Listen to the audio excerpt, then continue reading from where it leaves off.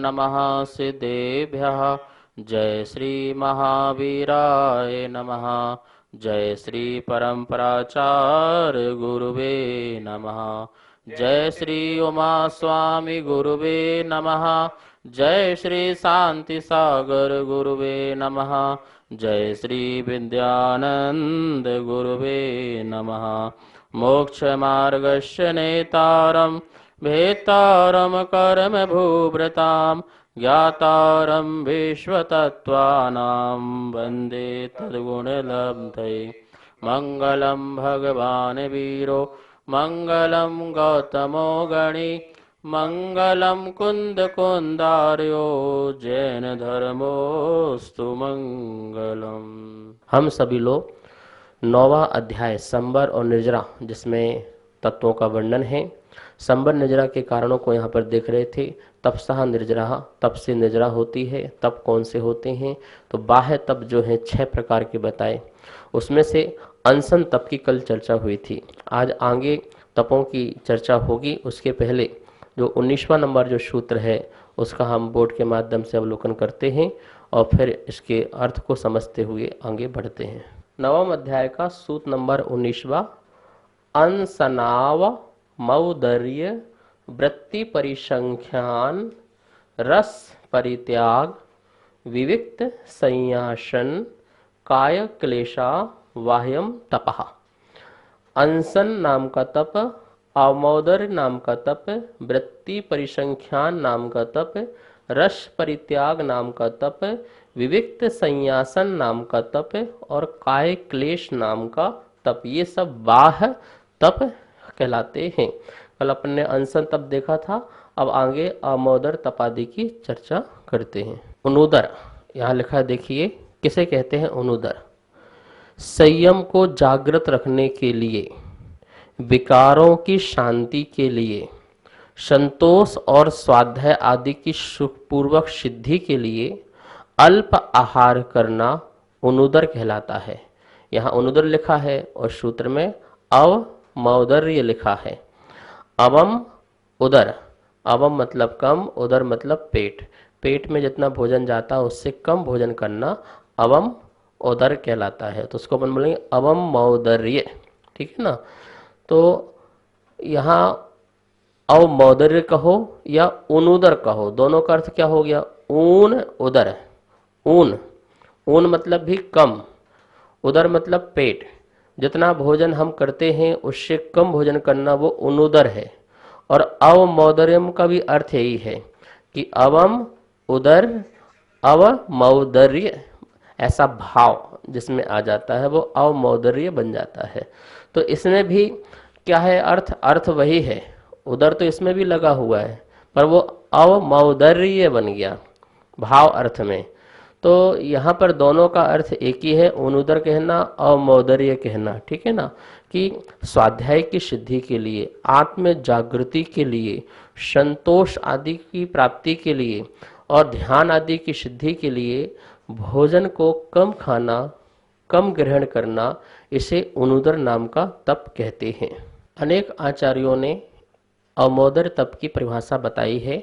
लिखा हुआ है, जिस व्रत में अपने आहार से 1-2 आदि ग्रास कम कम आहार किया जाता है वह अवमौदर तप है। राजवार्तिक में आचार्य भगवान कह रहे हैं, तृप्ति के लिए पर्याप्त भोजन में से चतुर्थांश या 2-4 ग्रास कम खाना अवमौदर है। और अवमौदर का भाव या कर्म अवमौदर्य कहलाता है। अपने आहार में से 1 ग्रास कम करना। देखिए अपन भोजन करते हैं, यदि आपने 1 ग्रास भी कम कर लिया तो वह अवमौदर हो गया। कभी 2 ग्रास कम कर लिया, 3 ग्रास कम कर लिया, ऐसे करते जाइए। कब तक करते जाइए? जब तक 1 चावल ना बचे। अवमौदर यदि उत्कृष्ट करना है तो आप प्रारंभ कीजिए। कैसे प्रारंभ करें? पहले 1 ग्रास आप छोड़िए। 1 ग्रास कितना होता है? 1000 चावल बराबर 1 ग्रास होता है। और व्यक्ति जो है 32 ग्रास से ज़्यादा भोजन नहीं करता है। तो 1 ग्रास आपने छोड़ दिया, ठीक है ना। 1 गिलास छोड़ दिया, कल 2 गिलास छोड़ा, कल 3 गिलास छोड़ा, ऐसे छोड़ते छोड़ते जब आप एक चावल जब आपका लास्ट बचे तो आपका ये कंटिन्यू जो करने वाला जो है अवमोदर तप, ये उत्कृष्ट तप कहला जाएगा कि आपने कंटिन्यू लगातार कम करते करते करते करते करते एक चावल तक पहुंच गए। ठीक है ना। और वैसे यदि आपको प्रतिदिन करना है तो आप अपने भोजन से 1 गिलास कम कर दो, 2 गिलास कम कर दो, 4 कम कर दो, चतुर्थ अंश कम कर दो। तो इस प्रकार से कम करते करते करते जो आप अपना जो भोजन का त्याग करते हैं, इससे जो आपको जागृति पैदा होती है, जिससे आपको ध्यान और स्वाध्याय करने में आनंद प्राप्त होता है, आचार्य मुनि कहते हैं इसे अवमोदर नाम का तप कहते हैं। यहाँ एक चावल का अर्थ हमने आपको बता दिया, जो कि 1000 एक चावल मतलब कि 2 चावल, 3 चावल, 4 चावल, ऐसे करते करते 1000 चावल लीजिए तो जितना उसका वजन हो उसका वो अपना एक ग्रास कहलाता है। ठीक है ना। और ऐसे ग्रास का त्याग करना, 1 ग्रास 2 ग्रास आदि का त्याग करना भोजन से कम, उसे अवमोदर नाम का तप कहते हैं। थोड़ा आहार लेना तप कैसे हो सकता है, ऐसा मन में यदि प्रश्न आता है कि हम थोड़ा आहार लेंगे उसे तप कैसे कह सकते हैं, तो पेट भर खाने का त्याग तप का हेतु होने से आमोदर तप कहा जाता है।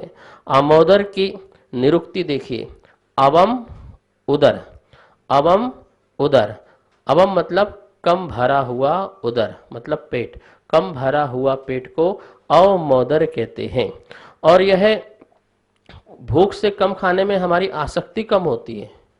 हम गले तक खाएंगे, पेट कंठ तक खाएंगे तो क्या होगा, हमको उकाई आएगी, बार बार हवा बनेगी, गैस बनेगी, और बार बार परिणाम जो हैं हमारे शरीर के प्रति जाएंगे।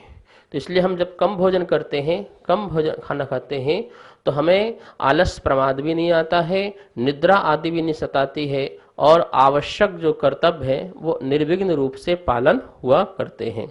यह कितने प्रकार का होता है, तो आचार्य ने कहा जगन, मध्यम और उत्कृष्ट की अपेक्षा से अवमोदर जो है 3 प्रकार का होता है। जगन्य तो है जो मुनि अपना तप बढ़ाने के लिए 1 ग्रास कम आहार लेते हैं, उसे जगन्य अवमोदर्य नाम का तप कहते हैं। मध्यम 1 ग्रास से अधिक और 31 ग्रास से कम ग्रासों का आहार लेना मध्यम अवमोदर तप है। 32 ग्रास बताए मैंने आपको, तो 1 ग्रास से कम और 31 ग्रास से भी अंदर जो अपन आहार लेते हैं वो मध्यम अवमोदर तप कहलाएगा।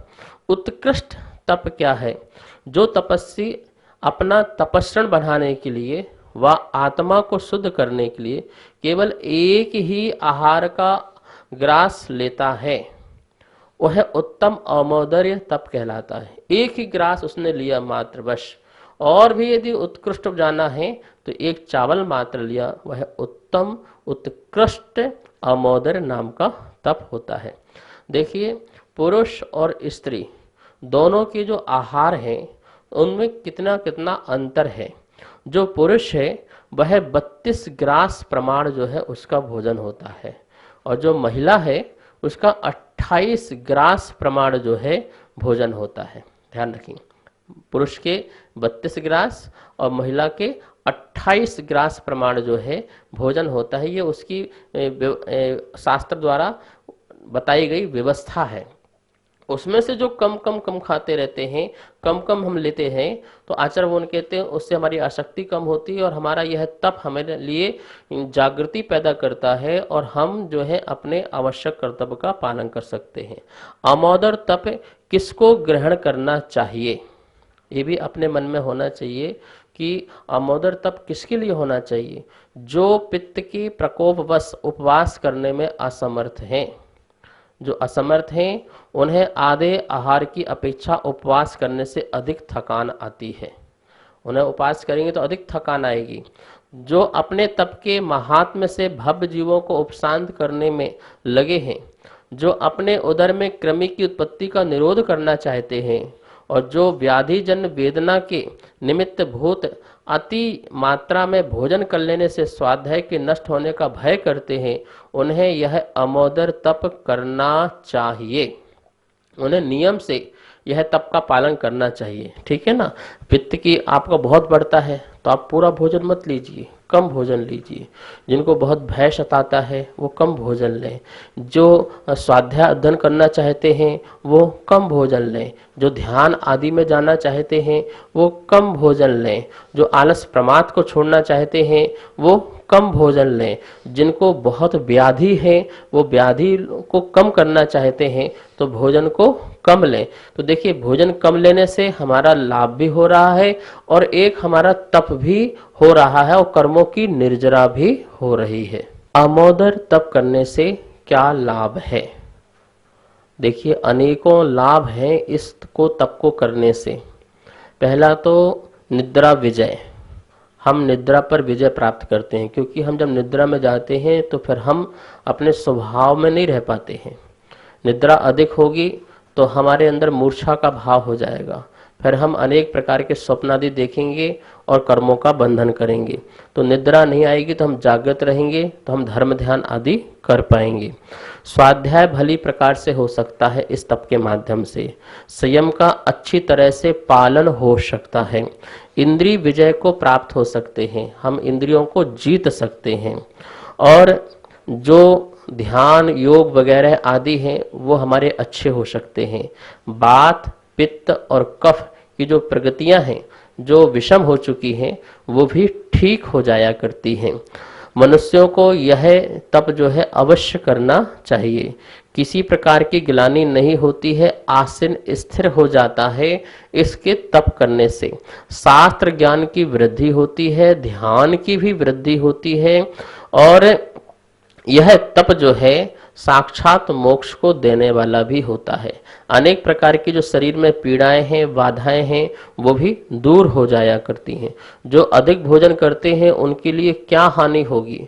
जो अधिक भोजन करेंगे वो आलसी होंगे, प्रमादी होंगे, निद्रालु होंगे और जो है अपने स्वाध्याय आदि में करने में असक्षम भी होंगे। वह जो अधिक भोजन करेंगे तो शिक्षाचारी हो जाएंगे, न वो समय करेंगे, आदि अनेक आवश्यक षडावश्यक कर्तव्य हैं उनका पालन भी नहीं करेंगे। तो इस प्रकार से यह आमोदर तप जो है अवश्य करना चाहिए, विधि पूर्वक जैसा बताया है। इस आमोदर तप के क्या अतिचार हैं? आमोदर तपते समय हमारे मन में यदि किस प्रकार के विचार आते हैं तो कैसे दोष लगते हैं? मन में बहुत भोजन में आदर का जो भाव है यह अतिचार है। दूसरों को बहुत भोजन कराने की जो चिंता है यह अतिचार है। जब तक आपकी तृप्ति हो तब तक भोजन करो, ऐसा कहना, बहुत करो और करते जाओ और लीजिए, अभी तो कुछ लिया ही नहीं है आपने, इस प्रकार का कहना ये भी अतिचार है। मैंने बहुत भोजन किया ऐसा कहने पर आपने अच्छा किया ऐसा कहना चाहिए और ऐसा करो और ऐसा करना चाहिए, अच्छा बढ़िया, जितना भोजन मिल सके उतना करो, भरपेट भोजन करो। इस प्रकार से बोलना, कहना, सोचना, संकेत देना, ये सब जो है क्या है? अतिचार है आमोदर तप के। कि इस प्रकार से हमें यह अतिचारों से बचते हुए यह तप को अच्छी तरह से पालन करना चाहिए। तीसरा व्रत है वृत्ति परिसंख्यान। क्या लिखा है देखिए यहाँ पर, जब मुनि भिक्षा के लिए निकले तो घरों का नियम करना कि मैं आहार के लिए इतने घर जाऊंगा अथवा अमुक रीति से आहार मिलेगा तो लूंगा आदि, इसे वृत्ति परिसंख्यान नामक तप कहते हैं। समझ में आया आपको क्या लिखा है? यह तीसरा तप है वृत्ति परिसंख्यान। 3 शब्द इसमें हैं।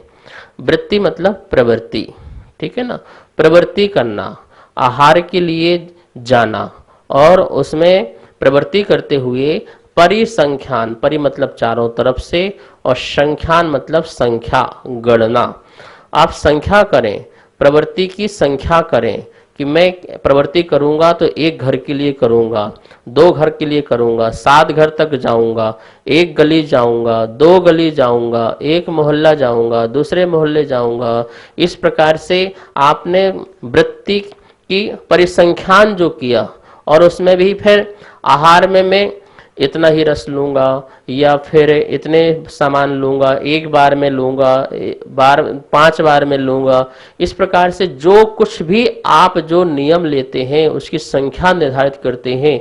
एक व्यक्ति से पड़गान करेंगे, 2 व्यक्ति पड़गान करेंगे, महिला करेंगे, बच्चे करेंगे, 1 कलश होगा, 2 कलश होगा, 1 नारियल होगा। तो इस प्रकार की जो गणना है, गणना की जो प्रवृत्ति है, गणना तो कर ली, संख्या तो ले ली, हर प्रकार की संख्या आपने मन में तैयार कर ली, और उसके लिए जो वृत्ति, उसके लिए जो आप प्रवृत्ति करते हैं उसका नाम है वृत्ति परिसंख्यान। अनेकों आचार्यों ने वृत्ति परिसंख्यान की क्या परिभाषा बताई है, देखते हैं शास्त्रों में। आराधना सार में आचार्य भगवान कहते हैं, गली, घर, आहार, पात्र और दाता के विषय में प्रवृत्ति करने को वृत्ति कहते हैं। किन किन की बात कह रहे हैं? गली, इस गली में जाना, ऐसे अपन ने सोच लिया। और घर, घर में भी 1 घर, 2 घर, 3 घर, गली में भी 1 गली, 2 गली, 3 गली की संख्या। आहार में भी ये इतना आहार, इतना नहीं। पात्र में भी 1 पात्र से, 2 पात्र से, पात्र मतलब बर्तन भी हो सकता है कि 1-2 बर्तन से दिया हुआ आहार, ठीक है ना। और दाता में से कि 1 दाता, 2 दाता, 3 दाता। तो इस प्रकार से इनके विषय में प्रवृत्ति करना, प्रवृत्ति करने को वृत्ति कहते हैं, तथा इनके नियम करने को संख्या कहते हैं। और इनका नियम बांध लिया, नियम ले लिया, 1 गली, 2 गली, 1 दाता, 1 पात्र, और इतनी संख्या में आहार, तो इनका नियम करने को फिर परिसंख्यान कहते हैं। यह वृत्ति परिसंख्यान ताप अपनी इच्छा से किया जाता है, अपनी इच्छा से किया जाता है। कठिनता से आहार प्राप्त होने के लिए प्रतिज्ञा कर लेना। मुनिराज जो है आहार करना नहीं चाहते हैं, लेकिन एक शरीर चलाना है, लेकिन आहार के भाव भी क्यों आए, तो बड़ी प्रतिज्ञा धारण कर लेते हैं और उस प्रतिज्ञा को लेकर के आहार करने के लिए जाते हैं। तो अथवा इस प्रकार पड़गाहन होगा तो आहार ग्रहण करेंगे, इस प्रकार से श्रावक मिलेंगे तो आहार ग्रहण करेंगे, इस प्रकार का भोजन होगा तो ग्रहण करेंगे। ऐसी जो प्रतिज्ञा ग्रहण कर ली जाती है वह वृत्ति परिसंख्यान नाम का तप होता है। ऐसे ही लगभग सभी आचार्यों ने यही परिभाषा आचार्यों ने दी है। मूलाचार की परिभाषा कहते हैं, ग्रहों का प्रमाण करना, घरों का, दाता का, बर्तनों का नियम, ऐसे अनेक प्रकार का जो नियम ग्रहण करना है तथा नाना प्रकार के भोजन का नियम ग्रहण करना है, वह वृत्ति परिसंख्यान नाम का तप कहलाता है। वृत्ति परिसंख्यान तप किस प्रकार से करना चाहिए, किस प्रकार से करना चाहिए? तो आचार्यों ने कहा है कि जैसे कि मैं चौराहे पर खड़ा हूँ और मुझे वहाँ कोई ऐसा मिलेगा तो फिर मैं आहार ग्रहण करूँगा, ऐसा कोई व्यक्ति गली में मिलेगा तो मैं आहार ग्रहण करूँगा, ऐसा भोजन मिलेगा, ऐसा दाता मिलेगा तो मैं आहार ग्रहण करूँगा। इस प्रकार से अनेक प्रकार से मन में जो संकल्प ले लेते हैं, प्रतिज्ञाएं ले लेते हैं, वह प्रतिज्ञा का मिलने पर आहार ग्रहण करने को वृत्ति परिसंख्यान तप कहते हैं। अनशन तप से भी असंख्यात निर्जरा वाला अनुदर तप होता है, और अनुदर से भी असंख्यात निर्जरा वाला तप जो होता है वह वृत्ति परिसंख्यान नाम का तप होता है। वृत्ति परिसंख्यान नामक तप क्यों करना चाहिए? देखिए मुनिराज, अपनी आशा, अपनी तृषा, अपनी इच्छा आदि भावनाएं को दूर करने के लिए, अपने अंतर दीनता हीनता के भाव को समाप्त आदि करने के लिए यह वृत्ति परिसंख्यान नाम का तप करते हैं। सिंह वृत्ति से आहार के लिए जाते हैं, और गोचरी, गोचरी मतलब क्या है? गोचरी, जैसे गाय भोजन को चरती है तो वह देने वाले दाता के प्रति खुश होती हो, इस प्रकार का नहीं है। अच्छा दाता है, बढ़िया भोजन लाता है, यहाँ बढ़िया मिलता है, यहाँ अच्छा मिलता है, यहाँ खराब मिलता है, ऐसा परिणाम नहीं होता है। वो भोजन को सीधे ग्रहण करती है। ऐसे ही मुनिराज अपनी दृष्टि को नीचे करते हुए और शोधन करते हुए गोचरी वृत्ति से आहार को ग्रहण करते हैं। भ्रामरी वृत्ति, भ्रामर जैसे एक ही पुष्प में बैठ करके उसके पराग को लेता है और वहां पर किसी प्रकार का उससे नुकसान नहीं पहुंचाता। फूल को कोई कष्ट नहीं देता है, ना ही उसमें कोई छेदन आदि करता है। इसी प्रकार को जो दाता को परेशान नहीं करता है और आहार आदि को ग्रहण करके आ जाते हैं, ऐसे भ्रामरी वृत्ति से, सिंह वृत्ति से मुनिराज जो है आहार आदि ग्रहण करते हैं। तो वृत्ति परिसंख्यान जो है समस्त अपनी जो आशाएं हैं, इच्छाएं हैं, उनको तोड़ने के लिए यह लाभ है। मतलब कि वो निर्लोभी आत्मा हो जाती है, निकांक्षित आत्मा हो जाती है और कर्म को नष्ट करने वाली आत्मा हो जाती है, कर्मों की निजरा करने वाली आत्मा हो जाती है। वृत्ति परिसंख्यान तप के कौन कौन से अतिचार लग सकते हैं, ये तप अपन ने ले लिया मान लो, और फिर तप लेने के बाद ऐसे विधि विचार आते हैं। कैसे विचार आते हैं?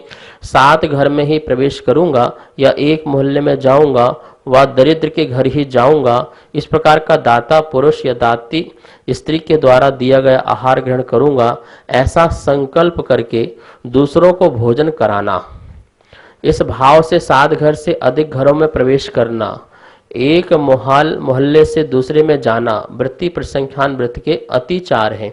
जो अपन ने संकल्प लिए हैं उन संकल्पों को अपन तोड़ने, एक गली गली अपन दूसरी गली में चले जाएं, चलो यहाँ नहीं देखते यहाँ देख लेते हैं। अपन ने एक दाता से नियम लिया था, 2 दाता से ले लिया उसको संतुष्ट आदि करने के लिए। तो अपन ने जो प्रतिज्ञा ली है उस प्रतिज्ञा को भंग करने का भाव, और अथवा क्यों मैंने ले लिया, आज आहार नहीं मिला, मान लो प्रतिज्ञा नहीं मिली और आहार नहीं हुआ, तो मैंने क्यों इस तप को कर लिया। दूसरों को बोलूं कि नहीं ये तप नहीं करना चाहिए क्योंकि इसमें आहार आदि भी नहीं मिलता है, क्या फायदा है इससे शरीर को सुखाने आदि से।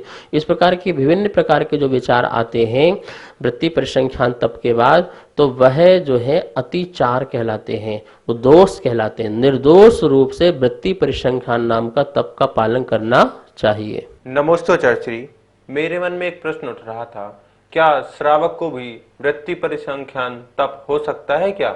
वृत्ति परिसंख्यान नाम का जो तप है, देखिए जो तप है आचार्यों के मूल गुण में आते हैं, तो आचार्यों को तो अवश्य ही इसको पालन करना है। वो विधि लेकर के निकले, अनेक प्रकार के जटिल कठिन प्रतिज्ञाएं लेकर के निकले, ऐसा आचार्यों को तो नियम है। और मुनियों को नियम नहीं है, क्योंकि मुनियों की ये मूल गुण में नहीं है, उत्तर गुणों में है। मुनि भी कदाचित जो है इस प्रकार की कठिन प्रतिज्ञाएं ले सकते हैं। श्रावक जो है, श्रावक तो कठिन प्रतिज्ञाएं जो आहार को उठना, जैसे एलक है, छुल्लक है, माता जी हैं, तो ये इस प्रकार की प्रतिज्ञा लेकर के नहीं उठेंगी कि मैं 1 गली जाऊंगी 2 गली जाऊंगी। वो तो इस प्रकार से भोजन आदि में वृत्ति परिसंख्यान कर सकते हैं कि इतना भोजन लूंगी, एक बार कर लूंगा, इस प्रकार से वो एला छुल्लक जो आदि माता जी आदि कर सकते हैं। सामान्य श्रावक जो घर में रहने वाला है वो भी भोजन आदि की प्रतिज्ञा कर सकता है कि मैं 1 बार भोजन लूंगा, 1 बार परोसे का भोजन लूंगा, 1 थाली का ही भोजन लूंगा, 1 पात्र का ही लूंगा, 2 बार का ही लूंगा। तो इस प्रकार से वह प्रतिज्ञा ले सकता है और प्रतिज्ञा करके वो भोजन आदि को ग्रहण कर सकता है। तो ऐसा जो कैटेगरीज बना लेंगे अपन, अभ्यास रूप में श्रावक की क्या भूमिका रहेगी, मुनि की क्या रहेगी, और आचार्यों का तो पूरा का पूरा ही वृत्ति परिसंख्यान पूर्ण रूप से पालन होता है। चौथा तप है रस परित्याग। देखिए क्या लिखा है, इंद्रियों के दमन के लिए, निद्रा पर विजय पाने के लिए तथा सुखपूर्वक स्वाध्याय करने के लिए घी, दूध, दही, तेल, मीठा और नमक का यथा योग त्याग करना रस परित्याग नाम का तप कहलाता है।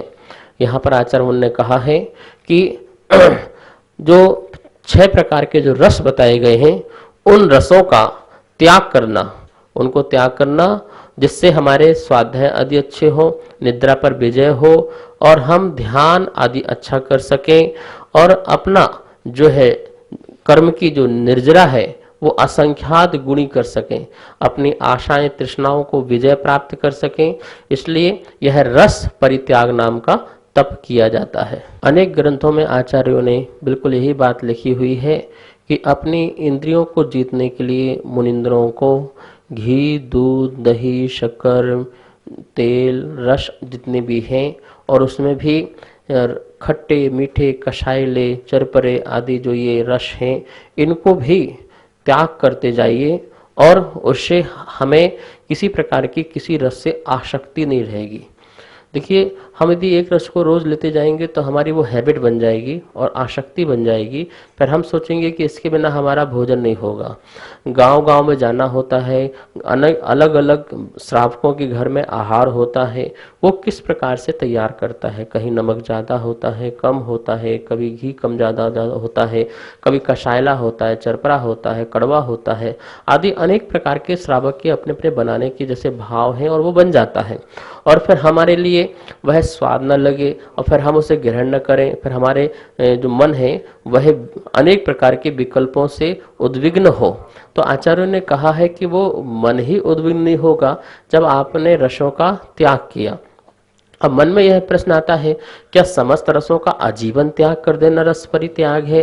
नहीं, ऐसा नहीं है। आजीवन भी त्याग कर सकते हैं, लेकिन आप आज प्रतिज्ञा ले ली कि मैं ये वाला रस का त्याग करता हूँ। मंदिर में प्रतिज्ञा ले ली, या आहार के समय ही आप जब गए तो उस समय आपने प्रतिज्ञा ले ली, भोजन दिखाने के पहले। ठीक है, भोजन देखने के बाद नहीं। भोजन देखने के बाद भी कुछ वस्तुओं का त्याग हो सकता है, लेकिन भोजन के पहले, दिखाने के पहले आपने मन में प्रतिज्ञा ली कि मैं इस वस्तु का त्याग करता हूँ। तो इस प्रकार से जो आप त्याग कर देते हैं तो आपकी जो आसक्ति है वो कम होती है और आपको आदत में भी आ जाता है। कभी किसी प्रकार का आहार मिला, नहीं मिला, रसीला मिला, सूखा मिला, कैसा मिला, आप उसमें आहार करके आप अपनी साधना के लिए जो शरीर को भोजन चाहिए वो लेकर के आप आ जाते हैं और अनासक्त रूप से आप अपना जीवन जी सकते हैं। रस परित्याग में इस बात को बिल्कुल ध्यान रखना है कि आजीवन त्याग भी हो सकता है और आजीवन नहीं भी हो सकता है। तो हम रोजमर्रा की जिंदगी में भी इसको रोज की रोज प्रतिदिन नया नया नियम लेकर के आज इसका त्याग है, उसका त्याग है। अच्छा, आजकल एक बात और है कि सोमवार को ये, मंगलवार को ये, बुधवार को ये, गुरुवार को इस प्रकार से करते हैं। तो इस प्रकार से हम त्याग करके घोषणा कर देते हैं तो लोग फिर श्रावक उस प्रकार की व्यवस्थाएं कर लेते हैं। सचमुच वह व्यवस्था सही नहीं है। हमें घोषणा नहीं करना है, ना हमें त्याग बताना है। हमें तो बस त्याग कर दिया और जब गए तो वहां पर फिर सब छूट गया। तो उससे हमारा उत्कृष्ट रस परित्याग नाम का तप का हमें फल प्राप्ति होती है। और भी इस विषय में हम जो है कल चर्चाएं करेंगे। आज स्वाध्याय संपन्न करते हैं। आइए माँ जनवाणी की स्तुति करते हैं। जावाणी के ज्ञान से सूजे लोकालोक, शोवाणी मस्तक धरु सदा दे तुहों धोग। हे जनवाणी भारती तो ही जपो दिन रेन, जो तेरी शरणा धरे सो पावे सुख चैन। आशीर्वाद। सभी को सादर जय जिनेन्द्र। पूज्य गुरुदेव के मुखारबिंद से नित्य आप तत्वार्थ सूत्र का स्वाध्याय कर रहे हैं, जो कि पारस चैनल के माध्यम से पूरे देश में प्रसारित किया जा रहा है। आप सभी के परम सहयोग से तत्वार्थ सूत्र के 7वें अध्याय तक की पुस्तक छपकर आ चुकी हैं। अब 8वें और 9वें अध्याय की पुस्तक छपने जानी है। तो आप भी अगर इस पुस्तक को छपाने में अपना सहयोग प्रदान करना चाहते हैं तो हमारे नीचे दिए गए नंबर पर संपर्क करें और शास्त्र छपवाकर पुण्य अर्जन करें। जय जिनेन्द्र।